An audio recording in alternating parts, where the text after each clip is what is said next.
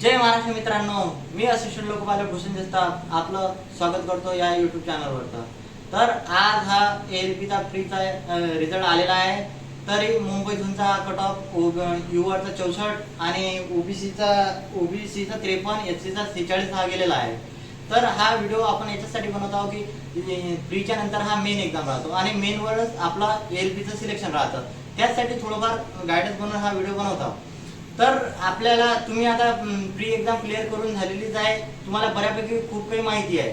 तर मेन्सचा आता मेन्स वर जो आपला मेन्स एक्झामचा कट ऑफ लागतो तो मेन्स वर लागतो। मेन्स मध्ये दोन हे राहतात, एक पार्ट ए राहते आणि पार्ट बी राहतो। तर पार्ट ए हा आपल्यासाठी खूप इम्पॉर्टंट आहे। पार्ट बी हा क्वालिफिकेशन करा लागते, कारण क्वालिफाय टेक्निकल त्याच्यात क्वालिफाय नाही झाला तर तुम्ही पार्ट ए मध्ये 90 जरी मार्क्स आले तरी त्याला व्हॅल्यू नाही, तो करणं गरजेचं आहे, त्याच्यावर आपण नंतर बोलू। पण पार्ट ए मध्ये आपल्याला जास्तीत जास्त स्कोअर करायचा आहे। तुम्ही प्री एक्झाम क्लिअर करून झालेलीच आहे, ज्यांची नसेल झाले त्यांना पुढच्या एक्झामची तयारी करावा। आता एएलपीची नेक्स्ट नोटिफिकेशन पण आलेली आहे, तर तो पण फॉर्म भरणं चालू आहे। तर तुम्ही न खचता तुमची प्रिपरेशन ऑलरेडी चांगली आहे, थोड्या मार्कांना काय हुकले असाल तर तुम्ही पुढे कंटिन्यू करू शकता।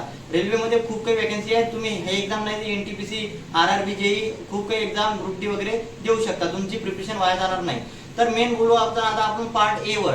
तर पार्ट ए मध्ये जसं वेटेज आहे, आता आपला प्रीचं मध्ये मॅथ आणि रिझनिंगचं वेटेज जास्त होतं, कारण की सायन्स 20 मार्काचं सांगितलं होतं पण 20 मार्काचं आलेलं नव्हतं। तसंच जे टीसीएस एक्झाम वाले आहेत ते मेन्स मध्ये पण करू शकतात। जसं बेसिक सायन्स आणि इंजिनिअरिंग हे आपल्याला 40 मार्काला राहते, मॅथ रिझनिंग 30-30 मार्काला, म्हणजे 60 मार्क ते आणि 40 मार्क ते। तर असा मिळून हा 100 मार्काचा एक्झाम राहतो। पण ना इला की सायन्सची वेटेज कमी होऊ शकते किंवा मॅथचं होऊ शकते, तर तुम्ही सर्व सिच्युएशनसाठी परिपूर्ण राहिले पाहिजे। त्यासाठी मॅथ मध्ये बऱ्यापैकी तुम्ही केलेलंच आहे आणि तुम्ही करू शकता। जे आता फ्रीचे पण चांगले चांगले क्वेश्चन आहेत आणि एनटीपीसीचे म्हणा, सीजीएलचे म्हणा, असे मोस्ट इम्पॉर्टंट क्वेश्चन तुम्ही करायला पाहिजे। त्याच्यासाठी गगन प्रताप सर, आदित्य रंजन सर, त्यानंतर साहिल सर हे मोस्ट इम्पॉर्टंट आणि क्रॅश कोर्स यांनी लॉन्च केलेलाच असेल। आता आम्ही इकडं झेडआरटीएलाच मी आहोत, तर माझं तिकडं काही लक्ष नाही, कारण की आम्ही एकदम त्या प्रिपरेशन करत नाही आहोत। बऱ्यापैकी तुम्हाला माहित आहे युट्यूबवर जास्त कंटेंट आहे, तुम्ही युट्यूबवरूनच रिव्हिजन करू शकता। आम्ही इथं सगळं जे सिलेक्टेड आहोत त्यांनी युट्यूबवरूनच केलेलं आहे। आता तुम्हाला फक्त रिव्हिजन आणि रिव्हिजन करायचं आहे। हा जो फेज आहे तुमचा, हा जास्तीत जास्त मॉक द्यायचा आहे। आता एक्झाम म्हणजे जास्तीत जास्त 40 ते 50 दिवसात तुमची एक्झाम व्हायला पाहिजे माझ्यामध्ये। तर एक्झाम साठी तुम्ही दिवसातून एक तरी मॉक ऍटलीस्ट लावायला पाहिजे। जर ज्यांचं जास्त प्रिपरेशन आहे, ऑलरेडी सिलेबस पूर्णपणे कंप्लीट झाला, त्यांनी दिवसातून 2 लावून आणि त्याचं प्रॉपर अनालिसिस करायला हवं। त्यासाठी तुम्ही टेक्स्टबुक ऍप्लिकेशन वरचे चांगले टेस्ट पूर्ण लावून द्यायला पाहिजेत आणि तुम्ही टेस्ट दिल्यानंतर त्याच्यात कमी किंवा जास्त मार्क्स येऊन खचून जाऊ नका, त्याच्यात पर्सेंटेज पाहायचं। पर्सेंटेज आपलं नेहमी अबव 90 असायला हवं, 85-90। मार्क कमी जास्त होत राहतात, पण तुम्ही मॉकला भ्यायचं नाही। मॉक न दिलं तर पेपरमध्ये तुम्हाला टाइम मॅनेजमेंट कळून जातो आणि तुमची स्पीड अशी हाय असायला पाहिजे। जसं सध्या आता स्पीड मॅथ आहे, जेवढे मॅथचे क्वेश्चन एवढे हार्ड येत नाही आहे, स्पीड इम्पॉर्टंट आहे, स्पीड तुम्हाला आली पाहिजे। तर स्पीडसाठी तुम्हाला एक मी सांगेल, मॅथ वर्कआउट म्हणून एक ॲप्लिकेशन पण आहे, त्याच्यावर माझी स्पीड वाढलेली आहे, तुमची पण वाढू शकते। तुम्ही टेबल, स्क्वेअर, क्यूब रूट हे सर्व करून प्रॉपरली करायला हवं।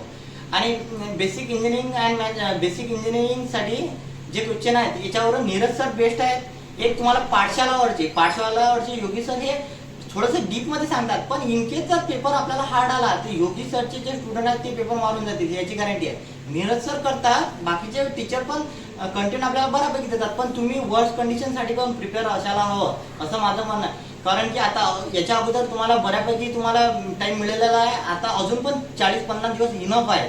तुम्ही तुमची जे तयारी त्याला बूस्टअप करा आणि तुम्ही जास्तीत जास्त मॉक लावून तुम्ही हे करा। आणि जे याला इग्नोर करून चालणार नाही, जे आपलं पार्ट बी आहे, पार्ट बी म्हणजे टेक्निकल जर राहते तर त्या टेक्निकल मध्ये तुम्हाला 75 पैकी 29 मार्क यायलाच हवं। तर आमच्या वेळेस त्याच्यामध्ये जास्त मुलं कटलेले होते, त्यासाठी तिकडं पण तुम्ही दररोज 1 तास का होईना त्याला देत चला आणि तुमच्या तयारीला बूस्टअप करा। त्याला आणखी काही हेल्प लागेल तुम्ही कमेंट सेक्शन मध्ये टाका। तुमचाच मित्र भूषण जगताप। जय हिंद, जय भारत।